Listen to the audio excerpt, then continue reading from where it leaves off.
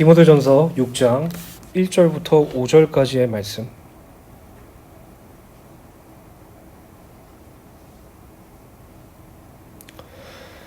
찾으신 줄로 알고 우리 함께 고백하도록 합니다. 디모데전서 6장 1절부터 5절입니다. 무릇 멍에 아래에 있는 종들은 자기 상전들을 범사에 마땅히 공경할 자로 알지니 이는 하나님의 이름과 교훈으로 비방을 받지 않게 하려 함이라. 믿는 상전이 있는 자들은 그 상전을 형제라고 가볍게 여기지 말고 더 잘 섬기게 하라. 이는 유익을 받는 자들이 믿는 자요 사랑을 받는 자임이라. 너니 이것들을 가르치고 권하라. 누구든지 다른 교훈을 하며 바른 말 곧 우리 주 예수 그리스도의 말씀과 경건에 관한 교훈을 따르지 아니하면 그는 교만하여 아무것도 알지 못하고 변론과 언쟁을 좋아하는 자니 이로써 투기와 분쟁과 비방과 악한 생각이 나며 마음이 부패하여지고 진리를 잃어 경건을 이익의 방도로 생각하는 자들의 다툼이 일어나려니라. 아멘. 함께 읽은 말씀으로 복음과 진리라는 제목으로 하나님께서 우리에게 베풀어 주실 은혜를 확인하는 시간 되기를 간절히 소원합니다. 우리가 작년에 성탄절 예배 때부터 그리고 지난주까지 하나님께서 주신 말씀들을 하나씩 확인하였죠. 하나님께서 허락하신 한 해의 말씀과 그 말씀을 묵상하는 것 때문에 디모데전서 말씀을 나가지 못했습니다. 그러나 이제 이번 주 주일서부터 디모데전서를 비롯하여 디모데후서까지 하나님께서 우리에게 하신 말씀을 확인하기를 간절히 소원합니다. 디모데전서 말씀은 목회자에게만 주는 말씀이 아니라 교회 성도들에게도 함께 주는 말씀이죠. 목회의 지침이 많은 비중을 차지하고 있긴 하지만 교회 생활을 어떻게 해야 할지 알려주는 아주 중요한 말씀이라고 할 수 있어요. 그렇기 때문에 우리가 교회 생활을 함에 있어서 성도와 성도와의 관계, 그리고 성도와 하나님과의 관계, 그리고 자기의 신앙을 점검하고 무엇으로 이 땅을 살아갈 때 것인지 확인하는 말씀이라고 드리고 싶습니다. 우리는 이전에 디모데전서 5장 17절부터 25절의 말씀을 통하여서 목회자에 대한 예우와 교회의 권징에 대해서 그리고 교회의 임직과 디모데를 향한 개인적인 권면에 대하여 살펴보았죠. 이번에는 디모데전서 6장 1절 5절의 말씀으로 상전, 곧 세상의 육신의 주인에 대한 종들의 자세에 대한 교훈과 부패한 거짓 교사, 이단의 실상에 대하여 말씀을 살펴볼 것입니다. 사랑하는 주내교회 성도 여러분, 오늘 시간 저와 여러분들이 하나님의 종이라는 사실을 깨달으시길 간절히 소원합니다. 우리는요, 하나님의 자녀라는 이 단어 속에 하나님을 얼마든지 내 마음과 내 뜻대로 해도 되는 그냥 아무것도 아니신 아버지처럼 여기는 경우가 많아요. 육신의 아버지도 우리가 지금 섬기고 있는 육신의 아버지도 사랑하고 존중하고 경외하는 것이 마땅한 건데 우리는 하나님을 아버지라고 부르면서 아버지로서 대접은 전혀 하지 않아요. 그냥 투정 부리고 원망을 언제든지 받아주실 분이라고만 생각하죠. 그러나 성경은요, 단순히 구원받은 성도는 하나님의 자녀다라는 것으로 끝나는 것이 아니라 하나님의 종이다라고도 말하고 있어요. 결국 구원받은 성도는요, 이 땅에서 하나님을 아버지로서 누리고 종으로서 주인 되신 하나님의 뜻대로 살아가는 것이 참된 삶이라는 것을 성경은 말하고 있죠. 그렇게 여러분들이 하나님의 종이라는 인식은 가지고 있지만 종된 삶을 살지 않은 것에 대해서 애통해하셔야 돼요. 하나님의 뜻과 하나님의 원하심대로 가지 않고 내 뜻과 내 원하심을 그것을 가지고 하나님께 요구하는 나의 연약하고 어린아이 신앙을 하나님 앞에서 부끄러워하셔야 돼요. 하나님께 눈치 보셔야 돼요. 하나님을 경외하셔야 돼요. 하나님을 사랑해야 돼요. 이것이 자녀된 성도의 마땅한 아버지에 대한 예우라고 저는 생각합니다. 오늘 저와 여러분들이 이 땅에서 살아가면서 어린아이처럼 그렇게 신앙생활하지 마시고 장성하여져서 하나님을 아버지로서, 하나님을 우리의 종으로서, 주인으로서 인정하고 날마다 그분의 뜻대로 삶을 살게 되시기를 예수님의 이름으로 간절히 축원합니다. 그리고 무엇보다도 이 세상에는 거짓 교사들, 이단들의 사상들이 너무나도 많아요. 거기에 흔들릴 수 있어요. 거기에 대해서 동의가 될 수도 있는 그런 상황들이 너무나도 많죠. 그럴수록 우리는 더욱더 바른 복음, 정통적인 진리가 무엇인지 성경을 통해서 확인하시고 그 복음과 진리 속에서 이단 사상들을 분별하여서 여러분들이 온전한 신앙을 회복하는 것이 이 땅에서 우리의 신앙생활이라는 것을 기억하셔야 돼요. 우리의 관념과 우리가 살아왔던 어떤 그런 삶과 우리의 세계관에 하나님의 복음을 들어 넣으려고 하지 마시고요. 우리가 살아왔던 모든 것들을 내려놓고 우리의 생각과 우리의 관념과 우리의 체질과 우리의 세계관을 다 내려놓고 하나님의 말씀과 하나님의 뜻에 나를 맞추는 삶을 살아야 돼요. 그 은혜를 날마다 누리게 되시기를 예수님의 이름으로 간절히 축원합니다. 그럼 첫 번째로 하나님의 종입니다. 디모데전서 6장 1절 말씀을 제가 다시 한번 읽어드리도록 하겠습니다. 무릇 멍에 아래에 있는 종들은 자기 상전을 범사에 마땅히 공경할 자로 알지니 이는 하나님의 이름과 교훈으로 비방을 받지 않게 하려 함이라. 디모데전서 6장 1절 말씀은 그리스도를 믿는 종들이 그리스도를 믿지 않는 불신자 상전을 대할 때 어떻게 행동해야 될지에 대한 자세와 태도에 대해서 기록되어 있어요. 본문에 디모데전서 6장 1절부터 2절의 말씀은 상전, 주인과 종에 대한 바람직한 신앙적 자세에 대한 내용이 기록되어 있죠. 1절에 바울은 그리스도를 믿는 종을 향하여 멍에 아래 있는 종들이라는 표현을 하였는데 여기서 멍에란 본래 쟁기나 달구지를 끌게 하기 위하여 소나 말 등의 목에 얹는 기구를 뜻하나 여기서는 인간 제도의 억압을 나타내는 비유적인 의미로 사용되었어요.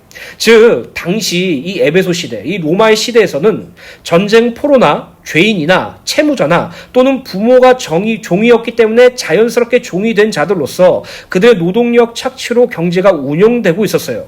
이 종들은 생사여탈권까지 지고 있었던 상전들에게 철저하게 예속된 자들이었기 때문에 바울은 이 멍에라는 단어를 사용해서 그들의 처지를 상기시키고 있는 것이에요.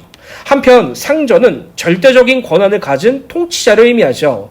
정리하자면 그리스도를 믿는 종들은 자기가 섬기는 믿지 않는 상전들을 범사에 마땅히 존경하고 섬겨야 함을 말하고 있는 것이에요. 그렇다면 바울은 비합리적이고 불공평한 노예제도에 대하여 아무런 문제의식도 못하고 있었고 오히려 노예제도를 옹호하였다는 말입니까? 아니죠. 갈라디아서 3장 26절에 보면 바울은 이렇게 말합니다. 너희는 유대인이나 헬라인이나 종이나 자유인이나 남자나 여자나 다 그리스도 예수 안에서 하나이니라 라고 고백했어요. 당시 이 에베소 시대, 당시 이 로마 시대에는 노예제도가 분명히 존재하고 있었고 또 남존여비가 팽배했던 시대였기 때문이었어요. 그래서 유대인이나 헬라인이나 종이나 자유인이나 남자나 여자가 다 그리스도 예수 안에서 하나라는 고백은 사실 매우 파격적이고 매우 혁명적인 것이었죠. 그러나 바울은 이 그리스도 안에서 하나라는 사실을 가지고 종이나 또는 여자들이 어떤 파괴적인 항거나 폭력으로 자신들의 처우를 개선하라고 권면한 것이 아니라 종과 상전, 남자와 여자가 상호간에 하나님의 섬김과 그리스도의 사랑 속에서 이루어져야 함을 분명하게 제시하고 있어요. 로마서 12장을 보면 믿는 자가 아닌 통치자들과 권세자들에게 복종하라라고 말하면서 그것은 하나님께서 그들에게 허락하신 권세라고 말하고 있죠. 그래서 그리스도인을 믿었던 종들과 또 당시 그리스도인을 믿었던 초대교회 성도들은 그 통치자의 권세에 복종했어요. 근데 이 복종이라는 부분에 오해가 생겼는데 그 복종이 신앙과 믿음까지 복종하지는 않았다는 것이죠. 예를 들어서 이런 말이에요. 제가 우리 지혜에게 지혜야 너는 우리 집의 맏딸이야. 우리 집의 첫째야. 그러니까 너가 아버지와 어머니처럼 네 동생을 잘 보살피거라 라고 말하면 우리 지혜는 지우리를 잘 보살피겠죠. 근데 우리 지혜가 갑자기 이상한 생각이 들어서 오늘부터 너는 너네 아빠와 너네 엄마를 절대로 사랑하지 말고 나만 바라보고 내가 하는 말에만 복종하라라고 말한다면 지우리가 거기에 순종할 수 있어요? 순종하지 못하죠. 이런 개념이에요. 하나님께서 허락하신 권세 아래에 있기 때문에 우리가 그 권세자들과 통치 아래 순종하는 것뿐이지 만약 권세자들과 통치자들이 아버지 하나님을 경외하지 않고 그리스도 예수를 부정하고 신앙생활을 포기하라고 한다면 그들은 거기에 거부했죠. 그래서 초대교회 성도들은 항상 죽음의 문턱에서 신앙생활했어요. 로마의 황제들이 핍박하고 그들을 잡아 죽이려고 할 때 그들은 기꺼이 죽었죠. 왜요? 내가 이 땅에서, 이 세상에서 통치자의 권세에 복종할 수 있지만 나의 아버지 되시고 나의 참된 주인 되신 하나님은 부정할 수 없다. 이거죠. 오늘날 구원받은 성도가 많이 오해하고 있는 부분이 무엇이냐면 우리가 이 땅에 살아가면서 하나님의 복음과 말씀과 진리로 이 세상을 변화시키고 바꾸고자 한다는 것이에요. 여러분들이 잘 아는 그런 목회자가 있죠. 그 목회자는 날마다 데모하고 우리나라를 하나님의 나라로 만들겠다라고 말하지만 그것은 올바른 성경적인 관점이 아니죠. 사랑하는 주은혜교회 성도 여러분, 오늘 이 시간 저와 여러분들이 하나님께서 부여하신 통치자들에게 복종하는 그 은혜도 필요해요. 그들이 만약 우리의 신앙을 부정하고 그리스도 예수를 믿지 못하도록 핍박하고 그들이 만약 교회를 다니지 못하게 막는다면 그때 우리는 그 복종에 순종할 필요는 없죠. 오늘 저와 여러분들이 이 땅에 살아가면서 눈에 보이는 것으로만 바라보지 마세요. 오늘 저와 여러분들이 이 땅에 살아가면서 하나님의 말씀으로 이 땅을 바라보시게 되시기를 예수님의 이름으로 간절히 축원합니다. 다시 본문으로 돌아가서 바울은 그리스도를 믿는 종들이 믿지 않는 상전에 속해 있더라도 그들에게 범사에 마땅히 공경해야 할 이유에 대하여 하반절에 설명하고 있죠.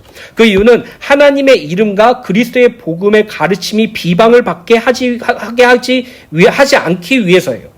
즉 그리스도를 믿는 종들은 하나님의 이름과 그리스도의 복음을 위하여 믿지 않는 상전들을 마땅히 공경함으로써 신임을 받음으로써 오히려 복음 전파의 기회를 도모해야 한다고 말하고 있는 거예요. 실제로 로마가 복음화된 사례는요, 가장 연약한 자, 가장 약한 자들을 통해서 복음화가 되었어요.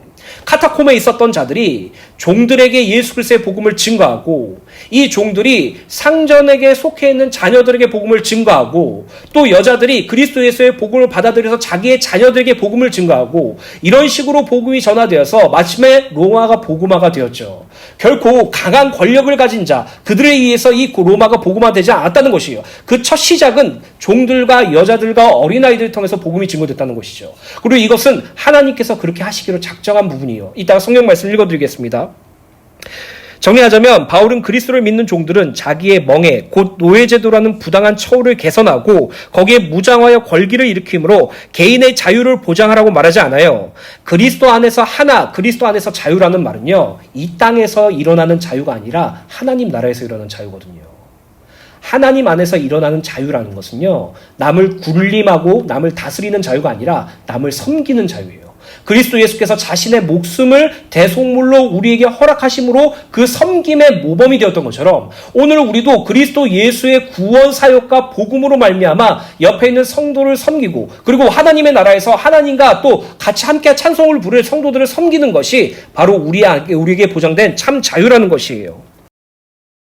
그리스도를 믿는 종들은 이 세상은 잠시 있다 지나갈 것이고 자신들은 하늘 시민권을 소유한 하나님 나라의 백성임을 깨달았기 때문에 나그네의 삶과 같은 이 땅에서 분노하여 반역을 일으킬 것이 아니라 영원한 하늘나라 소망 속에서 하나님의 이름과 그리스도의 복음을 증거하기 위하여 믿지 않는 상전들을 섬겼고 또 그들에게 그리스도의 복음을 증거하는 삶을 살라고 권면하고 있었던 것이에요. 당시 초대교회에서 종들이 반역을 일으키거나 개인의 자유를 보장하기 위해서 그리스도 안에 하나라는 그 자유를 그런 기치를 들고 그들이 반역을 일으키거나 그들이 무력으로 권기를 일으키거나 하지 않았어요. 오히려 종들을 더 섬겼죠. 그 이유는 무엇인지 아닙니까? 이 땅의 삶이 진짜의 삶이 아니라는 걸 알았기 때문이에요. 제가 군대에 들어갔을 때 너무 싫었어요. 정보를 몰랐기 때문에 강원도에 있는 백이보충대에 들어갔어요. 백이보충대라는 말은 강원도 지역에 있는 군부대로 간다는 것이에요. 하필 힘든 군대, 힘든 곳, 강원도 그 인제에 속해 있는 군부대에 들어갔어요. 들어갔는데 나랑 나이가 동갑인 사람들은 다 내 선임이야. 난 이등병으로 왔는데 나보다 나이 많은 사람들은 거의 상병, 병장이래요. 나 중간에 있던 일병 이런 건 나보다 나이가 어리더라고요. 나보다 똑똑하지도 않아. 나보다 인격적이지도 않아. 그런 사람들이 내 선임이더라고요. 그런데 제가 거기서 내 개인의 자유를 보장하겠다. 나는 이등병이지만 내 개인의 자유를 보장하기 위해서 너 상병이지 나랑 이제 반말하자. 나한테 뭐라고 명령하지 마 이렇게 말합니까? 아니죠. 어차피 전역할 건데 2년만 참으면 되거든요. 2년만 참으면은 이 부조리한 시스템과 힘든 훈련과 그런 내가 원하지 않는 그런 확실한 그런 어려운 규모를 참을 수 있는 이유는 내가 군대에서 영원히 살 게 아니기 때문이에요. 여기 전역하면 끝이다라는 생각을 가지고 있기 때문이죠. 오늘날 구원받은 성도가 이 세상의 삶이 나의 전부라고 생각한다면 정말 불행한 삶을 살게 되는 것이에요. 이 생의 삶은 잠깐일 뿐이에요.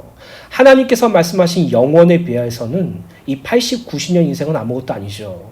이 땅에서 우리는 오직 영생이 무엇인지 알아가고 영생을 위하여 사는 것이 무엇인지 배우고 알고 그것을 누리는 삶을 사는 것뿐이에요. 당시 초대교회의 종들이 예수 그리스도를 믿고 남존 여비가 팽배했던 그 시대의 여자들이 그리스도 예수를 믿음으로 그들이 이 땅에 살아가는 것은 아무것도 아니고 이 땅은 나그네의 삶일 뿐이며 예수 그리스도께서 재림하실 때 영원히 주와 함께 주님의 주시는 그 자유 안에서 살아가실 것이라는 소망이 있었기 때문에 그들은 자신이 속한 그 부당한 처우 환경 속에서도 참고 섬기며 오히려 그리스도 예수의 복음을 증거했다는 것이죠. 하나님께서는 연약한 자들을 통해서 로마를 복음하셨고 그리스도의 복음을 증거케 하셨다는 것입니다. 그래서 고린도전서 1장 26절부터 31절을 보면 형제들아 너희 부르심을 보라. 육체를 따라 지혜로운 자가 많지 아니하며 능한 자가 많지 아니하며 문벌 좋은 자가 많지 아니하도다. 그러나 하나님께서 세상에 미련한 것들을 택하사 지혜 있는 자들을 부끄럽게 하시고 세상에 약한 것들을 택하사 강한 것들을 부끄럽게 하시며 하나님께서는 세상에 천한 것들과 멸시받는 것들과 없는 것들을 택하사 있는 것들을 폐하려 하시나니 이는 아무 육체도 하나님 앞에서 자랑하지 못하게 하려 함이라. 이게 하나님의 전도 방법이에요. 강한 자, 지혜 있는 자, 부유한 자를 들어 쓰시지 않아요. 왜냐하면 그 사람들이 하나님의 전도를 하는 데 있어서 자신의 지혜와 자신의 부유와 자신의 강함이 더해졌다라고 생각하기 때문이에요. 하지만 하나님께서는 당시 약한 자, 연약한 자, 문벌 좋지 않은 자 그런 사람들을 세우시고 택하셔서 그들에게 복음을 증거하게 하셔서 너희들이 받은 구원은 너희들 스스로 자랑할 게 아무것도 없다는 것을 깨닫게 하셨어요. 너희는 하나님으로부터 나서 그리스도 예수 안에 있고 예수는 하나님으로부터 나와서 우리에게 지혜와 의로움과 거룩함과 구원함이 되셨으니 기록된 바 자랑하는 자는 주 안에서 자랑하라 함과 같게 하려 함이라 라고 되어 있습니다. 결국 하나님의 구원 사역, 하나님의 전도 사역은요 하나님만 자랑할 수밖에 없도록 하나님께서 이끄신다는 것을 기억하시길 간절히 소원합니다. 계속해서 디모데전서 6장 2절입니다. 믿는 상전이 있는 자들은 그 상전을 형제라고 가볍게 여기지 말고 더 잘 섬기게 하라. 이는 유익을 받는 자들이 믿는 자요 사랑을 받는 자임이라. 너는 이것을 가르치고 권하라. 2절에 바울은 그리스도를 믿는 상전과 종들과의 관계에 대하여 설명하고 있는데 믿는 상전을 둔 믿는 종들에게 그 상전을 형제라고 가볍게 여기지 말고 더 잘 섬기라고 권면하고 있죠. 당시 초대교회에서는 그리스도를 믿는 종들 가운데서 장로로 세움받을 자들도 있었고 그들이 동일한 그리스도인이라는 이유로 그리스도를 믿는 자신의 상전을 무시하거나 또 그 건의에 도전했던 경우가 있었어요. 바울은 그러한 종들의 태도에 대해 그들로 하여금 오히려 상전들을 더욱 잘 섬길 것을 다운히 교훈하고 있는 것이죠. 바울은 그리스도의 상전을 둔 그리스도인 종들로 하여금 그 상전을 더욱더 잘 섬겨야 할 이유에 대해서 말하고 있는데 그것은 상전들이 그리스도의 사랑을 믿는 성도들에게 유익이 되기 때문이라고 말해요. 그리스도 안에서 사랑을 받고 그 사랑을 나누는 사이라고 해서 질서를 무시하거나 가볍게 대하는 것은 바르지 못한 태도죠. 믿는 자들이요 사랑받는 자들이란 그리스도 안에서 서로 섬김의 대상이라는 사실을 기억해야 돼요. 그래서 우리가 이 땅에 살아가면서 옆에 있는 성도를 섬긴다, 옆에 있는 성도를 사랑한다라는 개념은요 여러분들 스스로의 힘과 마음가짐으로 절대 섬길 수 없고 사랑할 수 없다라는 것을 전제로 시작하는 것이에요. 여러분들이 마음에 여유가 있어서 옆에 있는 사람을 섬기는 것이 아니고 여러분들이 좀 더 인격적으로 훌륭해서 옆에 있는 성도를 사랑하는 것이 아니라 그리스도의 사랑으로 말미암아 대상을 섬기고 사랑한다는 것이죠. 결국 구원받은 성도들이 옆에 있는 성도를 섬기고 사랑할 수 있는 유일한 근본은 예수님의 사랑이라는 것이에요. 그래서 제가 이 성도에 대한 사랑, 그리스도에 대한 사랑을 말씀드릴 때 항상 강조하는 거 있죠. 옆에 있는 성도를 사랑하려고 노력하지 말고 하나님께서 여러분들에게 베푸신 사랑이 얼마나 크고 놀라운지 깨달으라고요. 그것을 두고 기도하라고요. 그 사랑으로 그리스도께서 사랑하신 것이 서로 사랑할 수 있고 그리스도께서 용서하신 것 같이 서로 용납할 수 있다는 것이죠. 오늘 저와 여러분들이 내가 무엇을 할 수 있다라는 그 개념이 빨리 깨지셔야 돼요. 신앙은 그런 게 아니에요. 신앙은요 그 첫 시작부터 마지막까지 하나님께서 우리 안에서 역사하시는 것이에요. 그것을 인정하고 그러길 소원하며 그렇게 소망하는 것이 신앙생활이라는 것이죠. 디모데전서 6장 1절부터 2절의 말씀은 사실 오늘날을 살아가는 성도들에게 적용시키긴 무리가 있어요. 어떤 목회자는 이 부분을 가지고 직장과 연결해서 직장에 이렇게 잘 섬겨야 된다고 말하는데 사실 여기서 상전을 섬기라라는 단어를 원어로 보면 그리스도를 섬기듯 하나님을 섬기듯 상전을 섬기라고 말하고 있거든요. 그래서 주인과 종의 관계 이것을 직장 생활과 내가 일하는 것에 적용시키기에는 큰 무리가 있다는 말이죠. 그 이유는 지금은 주인과 종의 관계가 아니라 고용자와 피고용자의 관계이기 때문이에요. 사실 고용자와 피고용자의 관계라는 단어도 무색하죠. 만약 여러분들이 직장 생활을 하면서 여러분들이 계약서를 쓸 때 추가 기재에 이렇게 썼다면 모르겠습니다. 나는 이제부터 이 회사에 내 몸과 마음과 생명을 다 바쳐서 일할 것입니다. 나는 나의 직장 선임과 나의 사수와 나의 팀장과 나의 본부장과 이 회사 회장이 하는 모든 것에 다 100% 순종하면서 살겠습니다. 그리고 나의 자녀들도 나의 후손들도 이 회사에 종속되어서 영원히 그 삶을 살겠습니다라고 계약서에 사인했다면 그건 상정과 주인, 종의 관계예요. 그러나 이 땅에 살면서 직장 생활의 관계는 그런 관계가 아니죠. 그러나 이 말씀을 통해서 우리가 중요한 두 가지를 적용할 수 있어요. 그것이 무엇이냐? 내가 일하는 곳에서, 내가 일하는 직장 관계에서, 내가 일하는 사업장 속에서 하나님의 이름과 그리스도의 복음을 위해서 사는 것이에요. 하나님의 이름을 위해서 산다는 것은 단순히 외모적인 것을 변화시키는 것을 의미하는 것이 아니에요. 하나님의 복음과 하나님의 이름과 그리스도의 복음을 위해서 내가 이 땅에 살겠다는 것은 내가 그냥 외적으로 예수 믿는 척하면서 난 교회 다니는 사람이라는 걸 사람들이 알면서 그렇게 하면서 사는 것을 의미하지 않아요. 우리가 이 땅에 살아가면서 몸이 아프거나 살이 많이 찌게 되면 내가 정말 건강하게 살아야 되겠다. 내가 정말 이제 함부로 안 좋은 음식들을 먹지 말고 열심히 운동하면서 내 몸을 좀 건강하게 가꾸어야 되겠다라는 다짐이 생길 때 운동을 하죠. 결국 내 마음의 다짐을 하게 될 때 외적으로 드러나는 것이 다이어트고 근육이나 이런 거겠죠. 마찬가지로요. 내가 이 땅에서 살아가면서 직장과 일을 함에 있어서 하나님의 이름과 그리스도의 복음을 위하여 산다라는 것은요. 그 직장에서 나의 경건을 유지하는 것이에요. 그냥 외적으로 보여지는 것이 아니라고요. 막 회식 갔는데 이제 맥주 한 잔을 딱 먹는데 옆에 있는 사람이 야, 너 예수 믿는다며, 너 교회 다닌다며, 너 거기에 집사 장로라며, 너 근데 거기서 술 먹네? 너 하나님 안 믿지? 너를 믿는 하나님이 이해를 못한다라는 말에 상처받았어. 내가 하나님의 이름을 더럽혔어. 내가 그리스도 예수의 복음을 버렸어라고 말하는 그런 의미로 드리는 말씀이 아니에요. 물론 술을 먹어도 된다라는 의미로 드린 말씀은 더더욱 아니죠. 여러분들이 직장 생활하면서 하나님의 이름을 높이는 방법, 여러분들이 이 땅에 살면서 그리스도 예수의 복음을 위해서 사는 방법은 그 직장 속에서 날마다 예배하는 것처럼 살아가는 것이에요. 말씀을 묵상하고 기도하고 일하는 내내 하나님과 소통하고 교제하고 하나님께 질문하고 시간 날 때 여유 시간이 될 때 하나님의 말씀이 무엇인지 찾아보고 기도하고 그리고 날마다 주님께 예배드리기 원하는 그 삶. 그 내적인 그 신앙이 외적인 것을 바꾸는 것이지 내적인 것을 전혀 간과하고 외적인 것만 바꾸려고 하니까 이 땅의 그리스도인들이 직장에서 욕먹는 거예요. 사랑하는 주은혜 교회 성도 여러분, 여러분들이 속해 있는 환경과 학업과 직장과 모든 삶 속에서 하나님의 이름과 예수 그리스도의 이 복음을 높이는 삶을 살게 되시길 간절히 소원합니다. 그 첫째가 바로 말씀과 기도와 예배예요. 예배를 절대 허투루 생각하지 마세요. 이 예배는요, 찬양하고 기도하고 목사님 말씀 듣는 시간이 아니에요. 왕이신 하나님, 구원자이신 그리스도 예수, 우리를 날마다 이끄신 성령 하나님을 공식적으로 만나서 하나님께 경배드리는 시간이에요.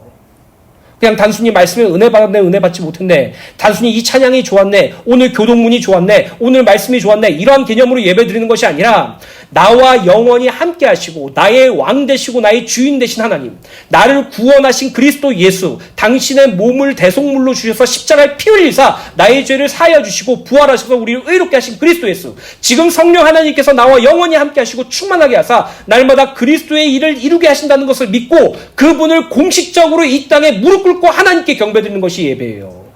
그래서요, 예배에 대한 의미가 무엇인지 모른다면 우리는요, 선택하겠죠. 선택. 아니에요. 예배는 선택이 아니에요. 예배는요, 반드시 필수적인 것이에요. 필수라는 단어를 넘어서야 돼요. 그 위에 있는 단어를 제가 기억이 나지 않지만 예배는 생명이에요. 말씀과 기도는 생명이에요. 우리가 이 땅에 살아가면서 이 짧은 시간에 이 나그네하다 같은 삶에 우리가 세상에 집착하지 않고 영원하신 하나님의 나라에 그 머리를 들고 얼굴을 들어 주님을 볼 수 있는 유일한 방법은요, 여러분들의 삶 속에서 말씀과 기도와 예배밖에 없어요. 다른 게 없어요, 여러분. 다른 게 없다고요. 뛰어난 목사님 설교 듣는다고 바뀌어지는 게 아니에요. 하나님께서 바꿔주시는 것이지. 여러분들이 좋은 교회를 선택해서 여러분들이 바뀌어지는 것이 아니에요. 하나님, 여러분 안에 계신 성령 하나님께서 여러분을 바꿔주시는 것이지. 그렇기 때문에 구원받은 성도, 곧 우리 주은혜 교회 성도님들은 기도와 말씀과 예배가 여러분들에게 좀 더 크게 다가왔으면 좋겠어요. 여러분들의 생명이 됐으면 좋겠어요. 여러분들의 삶의 모든 것이 됐으면 좋겠어요. 함께 그것을 두고 기도하는 저와 여러분들 되시기를 예수님의 이름으로 간절히 소원합니다. 그래서 갈라디아서 5장 13절부터 15절에 보면 이렇게 기록되어 있어요. 형제들아 너희가 자유를 위하여 부르심을 받아 입었으나 그러나 그 자유로 육체의 기회를 삼지 말고 오직 사랑으로 서로 종노릇하라. 뭐라고 말하고 있습니까? 옆에 있는 성도들을 다스리고 옆에 있는 성도들을 가르치고 옆에 있는 성도들을 이끌어주라라고 말하고 있습니까? 아니죠. 서로 종노릇하라고요.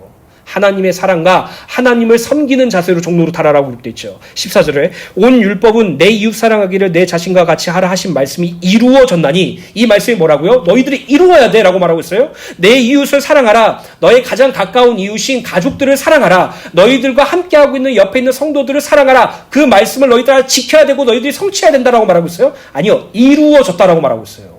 어떻게 이루어졌어요? 그리스도께서 우리를 사랑하셔서 죽으심으로, 그리스도께서 우리를 구원하시기 위하여 사망의 권세를 폐하시기 위해서 부활하심으로, 우리를 사랑하신 그리스도께서 우리와 함께 하심으로, 그 그리스도의 사랑이 우리에게 공유가 되므로, 우리에게 풍성히 부어진 바 되므로 우리는 이웃을 사랑할 수 있다고 말하는 것이죠. 결국 이루어졌다라는 말은 아멘으로 할 수 있다는 말이에요. 만일 서로 물고 먹으면 피차 멸망할까 조심하라 라고 그랬겠어요. 교회 안에서 가장 큰 문제는요, 갈등이에요. 갈등. 교회 안에서 가장 큰 거는요, 목회자와 성도와의 갈등, 성도와 성도와의 갈등이에요. 그 갈등은요, 하나님의 사랑으로서만 가능해요. 하나님의 사랑과 그리스도 예수의 사랑으로서만 풀어질 수 있어요. 오늘 저와 여러분들이 이 땅에 살아가면서 더욱더 옆에 있는 성도들을 섬기고 그리스도의 사랑으로 서로 사랑하는 그 은혜가 우리에게 풍성히 부은 바 되도록 하나님께 기도하는 저와 여러분들 되시기를 예수님의 이름으로 간절히 축원합니다. 결국 바울은 상전과 종에 대한 관계에 대해서, 종은 상전을 항상 잘 섬겨야 하고 하나님의 이름과 그리스도 예수의 복음을 위하여 이 땅에 살아야 함을 분명히 말하고 있죠. 그리고 초대교회 성도들은 그렇게 살아왔어요. 이 땅에서 저와 여러분들이 신앙생활을 할 때, 직장생활이든 가족생활이든 여러분들이 개인생활이든 할 때 날마다 하나님의 이름과 그리스도 예수의 복음으로 날마다 살아야 함을 분명히 말씀드렸죠. 그리고 하나님의 이름과 그리스도 예수의 복음으로 산다는 것은 말씀, 성경과 기도와 예배가 전부라고 말씀드렸어요. 그 이유는, 우리가 하나님의 이름과 그리스도 예수의 복음을 위해서 살아야 될 이유는 우리가 하나님의 종이 되었기 때문이에요. 여러분, 우리는 하나님의 종이에요. 우리는요, 하나님의 머슴이에요. 우리는요, 하나님의 노예예요. 하나님 아버지, 하나님의 자녀라는 그 단어 속에 여러분들이 자유와 방종을 누리려는 그 죄를 벗어버리셔야 돼요. 하나님의 종이라는 것은요, 하나님의 뜻대로 사는 것이에요. 당시 상전과 종의 관계는 어떤 관계인지 아십니까? 주인에게 있어서 종은요, 물건이었어요. 물건. 여러분들이 펜을 쓰다가 펜이 망가지면 어떻게 해요? 버리죠. 그 펜을 사랑해서 아껴서 냅둡니까? 아니요, 버려요. 물건이었다고요, 종은요. 주인은요, 종을 얼마든지 자기 마음대로 부릴 수 있고 죽일 수도 있는 그런 사람들이었어요.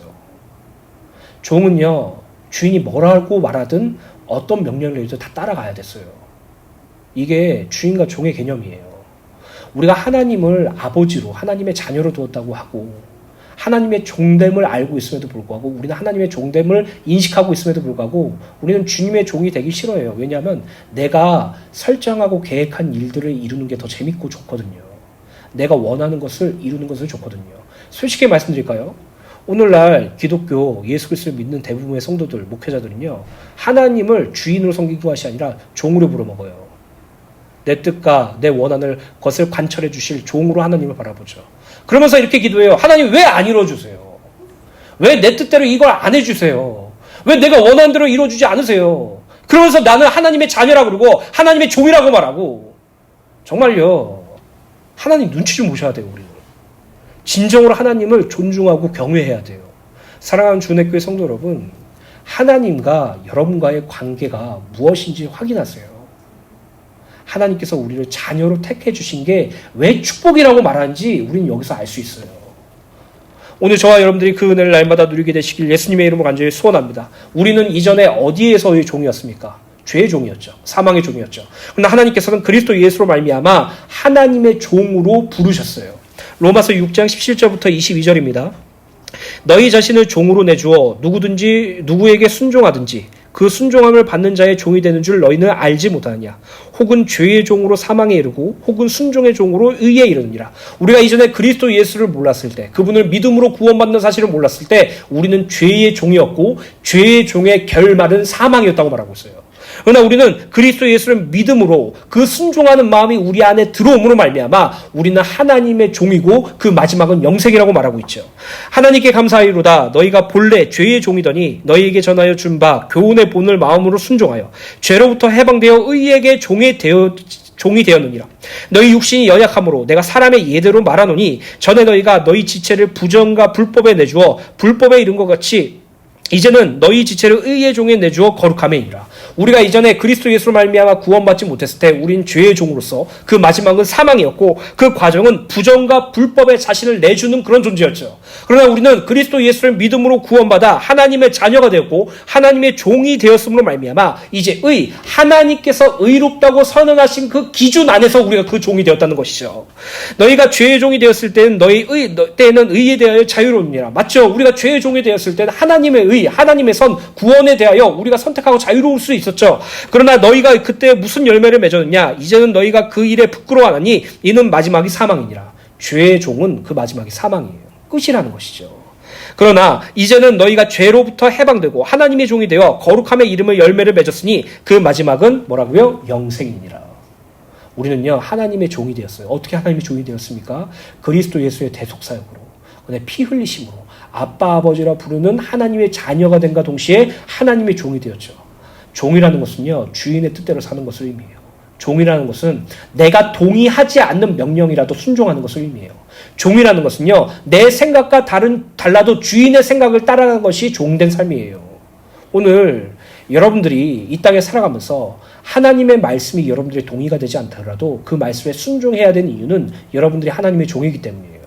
여러분이 이 땅에 살면서 하나님의 인도하심이 지금 내 상황이 지금 내 꼬라지가 적절하지가 않아서 하나님께 원망 불평이 들 수 있지만 그럼에도 불구하고 하나님의 선하심을 인정할 수 있는 이유는 우리의 주인이 하나님이시기 때문이에요. 우리는 종이기 때문이에요. 그분의 선하심과 그분의 뜻하심과 그분의 완성하심을 믿기 때문에 우리는 종된 삶을 살 수 있는 것이죠. 오늘 하나님의 자녀라는 타이틀보다 하나님의 종이라는 사실에 기뻐하는 은혜가 있게 되시길 예수님의 이름으로 간절히 소원합니다. 그 이유가 무엇입니까? 하나님의 종의 마지막은요 영생이기 때문이에요. 유일하신 하나님과 그가 보내신 그의 아들 그리스도 예수를 아는 그 영생, 그 영생을 매일매일 매순간 영원토록 지속되는 그 축복, 하나님을 알고 그리스도 예수를 알고 성령 하나님을 아는 것으로 자라는 것, 그것이 바로 그리스도의 종, 하나님의 종입니다. 오늘 저와 여러분들이 내 자아와 내 생각들이 하나님 앞에서 철저하게 깨어져서 하나님의 명령하신 것, 하나님이 가르쳐 주신 것, 하나님이 인도하시는 것에 기쁨으로 순종하는 종의 삶을 살게 되시길 예수님의 이름으로 간절히 소원합니다. 로마서 1장 6절부터 7절입니다. 그의 아들에 관하여 말하면 육신으로는 다윗의 혈통이 나셨고 성결의 영으로는 죽은 자들 가운데서 부활하사 능력으로 하나님의 아들로 선포되셨으니 곧 우리 주 예수 그리스도시라. 그로 말미암아 우리가 은혜와 사도의 직분을 받아 그의 이름을 위하여 모든 이방인 중에서 믿어 순종하게 하나니 너희도 그들 중에서 예수 그리스도의 것으로 부르심을 받은 자들이라. 우리가 어렸을 때 학용품 같은 거에 우리 이름들 많이 쓰죠. 우리 사랑사모님은 문구덕후라서 지금도 자기 학용품이나 자기의 그런 물품들에 자기 이름을 주기표로 이렇게 붙여요. 내 거야, 내 거. 심지어 이렇게 말하면 죄송하지만 사랑사모님은 자기 거를 우리 지혜나 지율이가 쓰는 것도 극단적으로 싫어해요. 왜요? 내 거니까. 여러분들은 예수님 거라고요. 예수님 것이라고요. 성령 하나님께서 보증해 주셨어요. 나는 하나님 것이고 나는 예수님 것이야. 그래서 나는 내 것된 자의 삶을 사는 존재가 아니라 예수님 것된 자로서 예수님이 원하시는 삶을 살아야 돼. 이 땅에서 그 삶을 사는 것, 그것이 가장 기쁨의 신앙생활인 줄 믿으시길 예수님의 이름으로 간절히 축원합니다. 두 번째로 바른 복음과 정통적인 진리입니다. 바른 복음은 무엇입니까? 예수 그리스도와 그리스도께서 하신 말씀이죠. 정통 진리는 무엇입니까? 동일해요. 예수 그리스도와 예수 그리스도의 복음을 의미하죠. 결국 바른 복음과 정통적인 진리는 우리 안에 심겨진, 우리가 그리스도를 배운 그 것들을 의미해요. 그것이 우리 안에 항상 내재되어 있어서 그것으로 말미암아 이 세상을 분별하는 것을 의미하죠. 디모데전서 6장 3절입니다. 누구든지 다른 교훈을 하며 바른 말 곧 우리 주 예수 그리스도의 말씀과 경건에 관한 교훈을 따르지 아니하면이라고 기록됐어요. 본문 디모데전서 6장 3절부터 5절의 말씀은 다른 교훈, 다른 복음, 이단 사상을 가르치며 바른 진리 곧 그리스도의 말씀과 경건에 관한 교훈을 따르지 않는 부패한 거짓 교사들의 실상에 대하여 말하고 있어요. 3절에 누구든지 다른 교훈을 하며란 다른 복음 또는 거짓 복음을 전파하고 다니는 이단들을 가리키죠. 세상에는 수많은 다른 교훈과 다른 복음들이 존재해요. 그러나 성경은 바르고 정통적인 진리를 분명하게 제시하기에 성도는 바른 복음, 곧 진리로 다른 교훈과 다른 복음을 분별할 줄 알아야 돼요. 쉽게 말씀하면 하나님께서 말씀하신 그 진리, 그리스도 예수의 복음으로 말미암아 이 세상을 분별하고 이 세상에서 역사하는 이단들과 거짓 교사들의 사상들을 분별할 줄 알아야 됨을 말하고 있죠. 성경에서 증거하는 바른 복음, 정통적인 진리의 핵심적인 내용은 이사야서 44장 6절에 보면 이 세상 우주 만물은 참신은 오직 하나님 한 분뿐이라고 기록된 것이에요. 창세기 1장을 보면 이 유일하신 하나님께서 자기의 형상대로 사람을 창조하셨고 천지의 만물을 창조하셨어요. 하나님께서 이 세상을 창조하신 이유가 무엇이에요? 사람을 지으시려고요. 오해하지 마세요. 창세기 1장의 첫 줄에 태초에 하나님이 천지를 창조하셨다, 빛을 창조하셨다 이 말 때문에 사람이 후순이라고 생각할 수 있지만 아니에요. 하나님은요, 여러분들을 위해서 저 별을 만들고 세상을 만들고 아들 그리스도 예수를 보내셨어요. 창세기 3장을 보면 인간 아담과 하와의 타락으로 인하여 죄와 사망이 들어왔고 하나님께서는 여자의 후손 곧 그리스도를 세상에 모여서 완전한 구원을 이루실 것을 약속하시죠. 이 예수 그리스도께서는 하나님의 계획과 기약하신 뜻대로 성육신 성령으로 처녀의 몸을 빌려서 나셨고 세상의 죄를 대신하여 십자가에 죽으심으로써 그 죄에 대한 값을 치르셨고 사흘 만에 부활하셔서 사망의 권세를 패하셨죠. 성도가 받은 구원은 이 예수 그리스도를 믿는 믿음으로만 가능해요. 예수 그리스도를 믿는 믿음조차도 하나님께서 은혜를 주신 선물이라는 의미죠.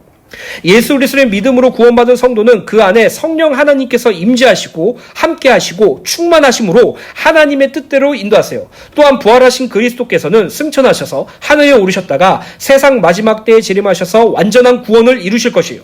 이 그리스도의 재림은 오직 하나님 외에는 아무도 모르며 이 세상을 살아가는 성도는 세상과 육신, 땅의 것이 아닌 하나님 나라와 예수 그리스도, 하늘의 것을 소망하면서 살아야 한다라는 내용이 바른 복음의 정통적인 진리예요.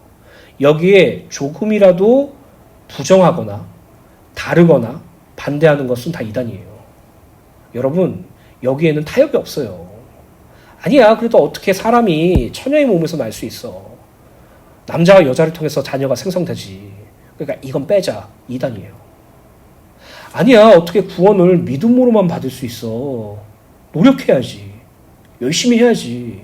네가 그래도 하나님 앞에 뭔가 증명할 만한 것들로 하나님의 구원을 사야지. 네가 너의 노력과 너의 열심과 너의 공로와 너의 자격으로 하나님의 구원을 값을 치러야지. 이단이에요, 이단. 믿음으로만이에요. 믿음으로만. 야, 예수님의 재림 내년에 올 거야. 아니에요, 이단이에요.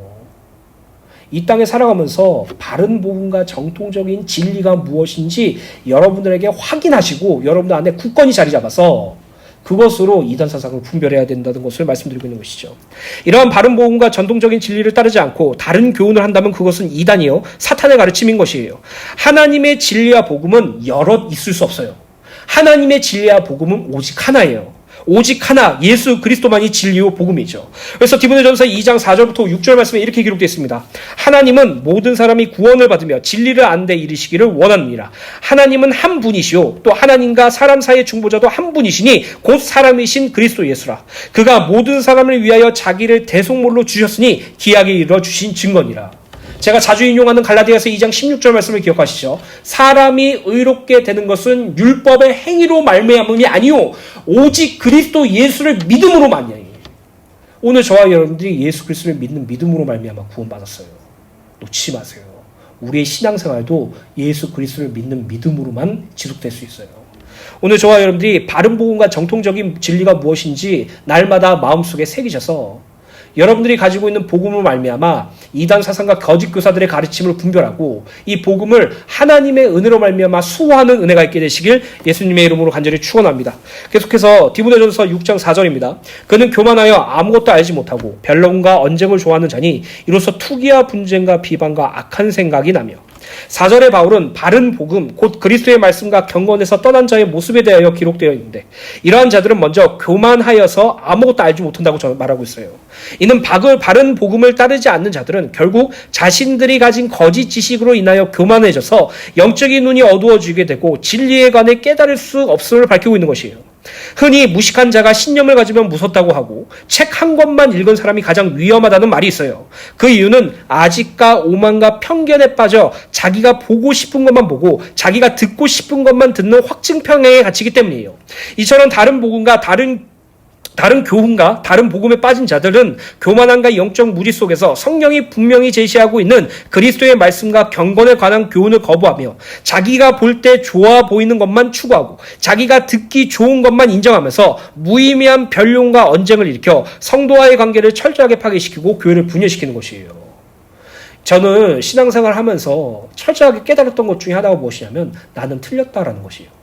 항상 신앙생활과 영적인 어떤 부분들에 대해서 내가 하나님 앞에 신앙생활하는 나의 모든 생각과 나의 고정관념과 나의 모든 관념과 나의 세계관은 틀렸다라는 것을 인정해요. 그래서 하나님의 뜻이 무엇인지 하나님이 옳다고 하시는 것이 무엇인지 날마다 알기를 소원하죠. 그런데요, 이단 사상에 빠진 사람들은요, 자기가 한 말이 옳다고 생각해요. 자기가 가지고 있는 교리만이 온전한 교리라고 생각해요. 자기가 가지고 있는 이것이 진짜 진리라고 생각해요. 자기가 틀렸다는 생각을 안 해요. 그게 맞다고 생각해요. 그러니까 당연히 변론하고 언쟁이 싸울 수밖에 없죠. 교회 안에서 언쟁과 변론의 내용을 보면은 전부 다 다른 복음으로 싸워요. 물론 교회 안에서 부딪힘이 있어요. 교회 안에서 언쟁이 생길 수도 있어요. 근데 그건요, 예수 그리스도의 복음과 전혀 상관없는 교회의 질서나 교회의 규모적인 부분에 대해서 의견이 서로 맞지 않는 부분들이고 그 부분들은 서로 하나님의 사랑과 그리스도를 섬김으로 양보하면서 조율할 수 있는 것이지만 진정으로 언쟁과 변론과 투기와 비방과 악한 생각을 하는 자들은요, 복음이 아닌 다른 이단 사상을 가지고 싸워요. 야, 어떻게 예수 믿는 사람이 그렇게 살 수 있어? 하나님 앞에 충성하고 열심히 살아야 되니까 맨날 너의 열심을 가지고 신앙생활 해야지. 아니야, 그거는 신앙생활이 아니야. 그건 율법생활이야. 진짜 우리가 신앙생활은 예수님께서 다 해주셨기 때문에 우리는 아무것도 안 해도 돼. 전도도 안 해도 되고 성교도 안 해도 되고 예배도 빠져도 돼. 왜? 우리는 죄 문제 다 끝났잖아. 우리는 하나님께 자녀잖아. 우린 천국 갈 거야. 그러니까 이 땅에서 얼마든지 죄 짓고 육체 쾌락을 쫓아도 돼. 이렇게 싸운다니까요. 예를 들어서 드리는 말씀이에요. 그런 언쟁과 그런 비방들이 그들에게 끊임없죠. 왜? 다른 복음, 거짓 교사들의 가르침에 매혹되어서 그것이 진짜 진리인 줄 알고 있습니다. 여러분, 바른 복음과 정토적인 진리는 예수 그리스도와 예수 그리스도의 십자가 대속과 예수 그리스도의 말씀밖에 없어요. 하나님의 구원밖에 없어요. 그것으로 여러분들이 분별하는 은혜가 있게 되시기를 예수님의 이름으로 간절히 축원합니다. 디도서 3장 9절부터 11절입니다. 4절 하반절부터 5절 말씀은 다른 복음, 이단 사상에 빠져 영적 무지로 인하여 교만해져서 변론과 언쟁을 일삼는 자의 심적 상태와 영적인 태도에 대해서 밝히고 있는데 4절 하반절을 보면 투기와 분쟁과 비방과 악한 생각이 난다고 밝히고 있어요. 투기란 변론과 언쟁에서 패배한 자가 가지는 시기와 질투의 감정이고 분쟁은 논쟁에서 패배한 이가 패배를 인정하지 않으려는 데서 발생하는 심한 불화를 의미해요. 비방은 하나님 앞에서는 오만 불경스러움을 나타내고 사람 앞에서는 논쟁의 대상에 대한 경명적인 얼사와 중성모략을 의미해요. 마지막으로 악한 생각이란 논쟁의 대상에 대한 미움과 비열한 의심을 의미해요. 언쟁과 그리고 비방과 악한 생각을 품은 자들은 딱 이 수준밖에 없어요. 그냥 하나님의 복음 가지고 말싸움하는 수준이에요. 내가 이겼다 오늘은. 내가 성경 구절 잘 인용해서 내가 저 사람 이겼어. 진 사람은 어디 두고 보자. 이를 뽀득뽀득 하면서 내가 이 말씀이 내 삶이 내가 정당하다는 것을 증명하기 위해서 내가 성경 볼 거야. 이렇게 말하는 것과 똑같죠. 그러한 삶을 사는 자들이 바로 영적인 불신앙적 확증편에 갇힌 사람들이라는 것이에요. 디도서 3장 9절부터 11절입니다. 신앙과 믿음의 뿌리, 근본이 바른 복음과 정통적인 진리, 그리스도라면 성도와 성도와의 대화와 교제는 은혜를 나누는 포럼이 되지 절대로 변론과 언쟁이 될 수 없어요. 그 이유는 성도는 오직 성삼위 하나님의 은혜로 구원을 얻었고 그 은혜로 세상을 살아가는 존재들이기 때문이에요. 성도들과의 교제에서 변론과 언쟁이 일어난다면 그건요, 하나님의 구원을 누리는 포럼이 아니에요. 이거는요, 어떻게 타협할 수 없는 정확한 것이에요. 다른 복음을 가지고 서로의 신앙이 우월하다고 말하며 내 신앙생활이 정당한 것이라고 부여하면서 말싸움하는 자들은요, 예수 그리스도의 구원 사역이 뭔지 모르는 거예요. 성도의 교제 속에서 일어날 수 있는 것은 하나님이 나를 구원해 주셨어. 은혜로 나를 구원해 주셨어. 내가 이 땅을 살아가는데 내 힘과 내 노력으로 사는 것이고 내 힘과 노력으로 신앙생활을 이루는 것인 줄 알겠는데 하나님의 은혜밖에 없어. 나눌 수 있는 것은 은혜의 교제밖에 없다는 것이죠. 디도서 3장 9절부터 11절입니다. 그러나 어리석은 변론과 족보와 이야기와 분쟁과 율법에 대한 다툼은 피하라. 이것은 무익한 것이요 헛된 것이라. 이단에 속한 사람을 한두 번 훈계한 후에 멀리하라. 이러한 사람은 내가 아는 바와 같이 부패하여 스스로 정죄한 자로서 죄를 짓느니라 라고 읽겠습니다. 계속해서 디모데전서 6장 5절입니다. 마음이 부패하여지고 진리를 잃어버려 경건의 이익을 방도로 생각하는 자들의 다툼이 일어나느니라. 5절의 바울은 마음이 부패하고 진리를 잃어버린 자들의 공통적인 영적인 태도에 관하여 밝히고 있는데 그것은 바로 경건을 이익의 방도로 생각하는 것이에요. 우리가 예전에 디모데전서 4장 6절부터 10절의 말씀을 살펴보았듯이 경건이란 하나님께 예배하는 것처럼 살아가는 믿음의 자세를 의미하며 우리는 이 하나님께 예배하는 것처럼 살아가는 믿음의 자세, 곧 경건의 삶을 끊임없이 노력하고 연습해야 된다고 말씀드렸죠. 그러나 마음이 부패해지고 진리를 잃어버린 자들, 곧 거짓 교사와 그들을 따르는 자들은 경건을 이익의 재료로만 생각해요. 그들은 경건의 모양만을 내세워서 마치 자기의 신앙과 믿음이 출중한 듯 과시하고 거기서 끝나는 것이 아니라 다른 복음, 거짓 교훈을 마치 진리인 양 가르치며 스스로 살해금을 챙기기까지 하였어요. 즉 그들은 자신들이 소유하지도 않은 위선된 경건의 모습을 이용하여 자신의 물질적 이득을 추구했던 것이에요. 오늘날의 이단들도 이와 같이 행동하죠. 말로는 성삼위 하나님을 높이는 것 같으나 실상으로는 자기를 높이고 자기를 우상화시켜 스스로 신의 자리에 앉아서 자기를 따르는 무리들을 수족처럼 부리며 노예같이 취급해요. 이만희를 보세요. 이만희는요, 스스로 자기를 어떻게 말합니까? 이긴 자라고 말해요. 스스로 자기를 뭐라고 말해요? 성령이 육신으로 임한 자라고 말해요. 성령에서 이긴 자라는 것은요, 구원받은 모든 성도를 의미해요. 근데 나만 이겼대. 나만 따라오면 된대.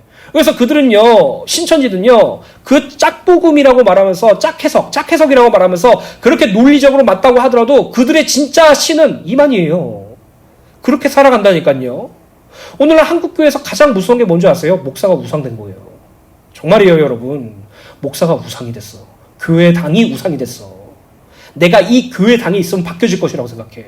천만의 말씀. 교회당이 여러분들을 바꾸는 것이 아니라 여러분들 안에 계신 성령 하나님이 바꾸시는 거예요. 내가 이 목사님의 말씀을 잘 따르면 내가 좀 바뀔 것 같아. 내가 배워야 될 것 같아. 내가 잘 될 것 같아. 아니에요. 목사를 우상 숭배하지 마세요. 성도가 목사를 점쟁이처럼 만든다니까요. 성도가 목사를 무당처럼 만들어요. 위대하시고 하나님의 말씀을 전하시는 분, 하나님의 말씀을 전한다라는 것 자체가 하나님의 말씀이 그 목회자의 입에서 통과한다라는 의미예요. 근데 우리는 이 땅에 살면서 목회자를 우상 숭배하듯 하고 목회자도 거기에 취해서 자기 마음대로 살고 자기가 원한 대로 하고 그게 바로 이단이에요, 여러분. 또한 그들은 복음과 경건을 돈벌이 수단으로 삼죠. 자신의 안수기도를 받으면 세상의 축복을 받을 수 있다고 하면서 거기에 따른 물질적인 돈을 요구하거나 주님의 재림이 가까웠으니 재산이 필요 없으므로 모두 바치라고 말하면서 그 돈으로 호요시켜요. 또 11조는 축복의 양과 비례한다며 11조를 강요해줘. 여러분, 11조는 하나님께서 주시는 축복이라는 것은 분명히 맞아요. 말라기서를 통해서 하나님께서 11조 하는 자에게 축복을 주시겠다는 말씀도 맞아요. 근데 그 11조는요, 축복을 바라고 하나님께 바치는 것이 아니에요. 나를 드리는 거예요, 그냥. 나의 경제를 하나님께 드리는 거예요. 하나님 거라고 인정하는 거라고요. 내가 이 땅에 살아가는 건, 내가 이 땅에서 수익 생활을 하는 건, 내가 이 땅에서 직장 생활을 하는 그 모든 것조차 다 하나님의 것임을 인정하면서 11조를 하는 것이지, 11조를 하면 축복받는다는 개념 속에서 그 사람들에게 11조를 내도록 한다는 것은, 글쎄요, 조금 위험한 발언일 수도 있습니다. 목회자가 레이지파니까 11조 다 가져야 된다, 이것도 아니에요. 무슨 목회자가 레이지파입니까? 구원받은 모든 성도들이 레이지파지. 목회자가 레이지파라면 베드로가 말한 것부터 틀렸어요. 너희는 왕같은 제사장이라고 말할 수 없어요. 하나님께 드려지는 것이에요. 하나님께 바쳐지는 것이에요. 나의 시간을, 나의 경제를 하나님께 드림으로써 내가 하나님의 종이고 하나님으로 위해서 살겠다는 고백이지, 그것으로 인해서 축복이 받아지는 거구나, 그것으로 인해서 내가 잘된 거구나, 그건요 우상숭배하는 것과 똑같아요. 복채 많이 주면 축복받는다, 맞잖아요. 목회자는요 하나님께서 허락해 주신 만큼 자족하는 마음으로 사는 게 은혜예요. 그런데 어떤 사람들은, 어떤 목회자들, 어떤 이단들은 헌금이 다 자기 걸로 알아. 헌금과 그런 경제적인 것들이 다 자기의 소유인 줄 알아요. 그래서 경건을 모양으로만 보여주고 경제적인 이득과 물질적인 것으로 취하는 자들, 그런 자들은요 이미 그들의 죄가 그들을 넘어섰고 이미 그들의 심판은 이미 받은 존재들이에요. 사랑하는 주은혜 교회 성도 여러분, 오늘 이 시간 저와 여러분들이 이 하나님의 은혜로 말미암아 사는 축복이 얼마나 누린 게 되시기를 간절히 소원합니다. 목회자든 성도든 목회자를 복채나 국값에 따라 영향이 달라지는 점쟁이나 무당과 같이 만들지 마세요. 목회자는 하나님으로 사는 자, 하나님이 주시는 것으로 사는 자, 하나님의 말씀을 증거하고 전하고 공부하고 가르치는 자예요. 그거 말고는 없어요. 여러분들과 목회자가 시작 위치가 다르고 영적인 상태가 다르다고 그 목회자나 이런 강사나 이런 선교사들은 위대한 사람이라고 높이지 마세요. 우리가 높여야 될 대상은 하나님 한 분밖에 없어요. 그 은혜를 날마다 누리게 되실 간절히 소원하며, 경건을 이익의 재료를 생각하는 자가 아닌 경건이 우리의 모든 것이 된 삶, 하나님께 예배드리는 것처럼 살아가는 그 삶이 우리의 평생 삶이 되는 그 은혜가 되시길 예수님의 이름으로 간절히 소원합니다. 갈라디아서 3장 7절부터 9절입니다. 다른 복음은 없나니 다만 어떤 사람들이 너희를 교란하여 그리스도의 복음을 변하게 하려 함이라. 그러나 우리나 혹은 하늘로부터 온 천사라도 우리가 너희에게 전한 복음 외에 다른 복음을 전하면 저주를 받을지어다. 우리가 전에 말하였거니와 내가 지금 다시 말하노니 만일 누구든지 너희가 받은 것 외에 다른 복음을 전하면 저주를 받을지어다. 오늘 다른 복음을 여러분들 안에서 제하시는 은혜가 있게 되시길 간절히 소원합니다. 여러분, 혹시라도 여러분들이 율법주의 사상에 빠졌거나 방종주의 사상에 빠져서 여러분들의 믿음과 신앙이 하나님께서 말씀하신 바른 복음과 정통적인 진리와 다르다고 생각하신다면 회개하면 돼요. 하나님께 돌이키면 돼요. 하나님께서 여러분들을 깨닫게 하시고 돌이키게 하시는 말씀이에요. 그리스도 예수는 미쁘셔서 우리의 모든 죄를 우리가 하나님 앞에 회개할 때 그의 피로 깨끗해 하시는 분입니다. 그리고 주님께서 살아주시길 간절히 소원하며 기도하세요. 그 은혜가 있게 되시길 예수님의 이름으로 간절히 축원합니다. 결론입니다. 우리에게 있어서 바른 복음이란, 우리에게 있어서 정통적인 진리란 예수 그리스도와 그리스도의 복음이라고 말씀드렸죠. 그래서 요한복음 14장 6절에 보면 예수께서 이르시되 내가 곧 길이요 진리요 생명이니 나로 말미암지 않고는 아버지께로 올 자가 없느니라. 이게 진리고 이게 복음이에요. 다른 복음은 없어요. 예수 그리스도로 말미암아 하나님 아버지께로 나아갈 수 있어요. 예수님께서 십자가에 달려 죽으실 때 휘장이 찢어졌다는 것은 예수로만 하나님께 나아갈 수 있다는 것에 대한 어떤 표현과 상징이죠. 우리는요, 예수 그리스도의 복음과 예수 그리스도의 진리로만 구원받고 하나님의 자녀가 되고 예수 그리스도의 복음과 예수 그리스도의 진리로만 우리는 이 땅에 온전한 신앙생활을 할 수 있다는 것이죠. 그래서 디모데후서 2장 15절 말씀을 좀 주의 깊게 묵상하시길 부탁드립니다. 너는 진리의 말씀을 옳게 분별하며 부끄러울 것이 없는 일꾼으로 인정된 자로 하나님 앞에 드리기를 힘쓰라. 예수 그리스도의 복음과 진리를 옳게 분별하셔서 하나님 앞에서 부끄러움 없는 일꾼으로 하나님의 종된 자로 여러분들 자신을 하나님께 드리는 삶이 이 땅의 삶이 되시기를, 이것이 여러분들의 기도 제목 되시기를 예수님의 이름으로 간절히 축원합니다.